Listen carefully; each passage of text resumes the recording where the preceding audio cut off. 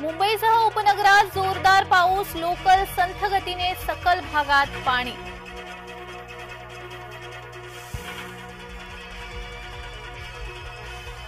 कोकणातही पावसाची दमदार हजेरी, अनेक नद्या इशारा पातळीवर। रायगडातील 4 तालुक्यामधील शाळांना सोमवारी सुट्टी। कोल्हापूर जिल्ह्यात सर्वत्र जोरदार पाऊस, पंचगंगा नदीची पाणी पातळी 39.2 फुटांवर। सोमवारपासून संसदेचे अर्थसंकल्पीय अधिवेशन, मंगळवारी अधिवेशनात अर्थसंकल्प मांडणार।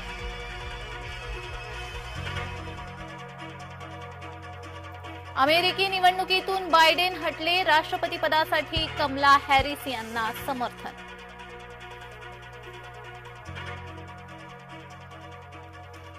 औरंग्या समर्थक टोळीचे उद्धव प्रमुख, अमित शहा यांनी उद्धव ठाकरेंवर केला हल्लाबोल।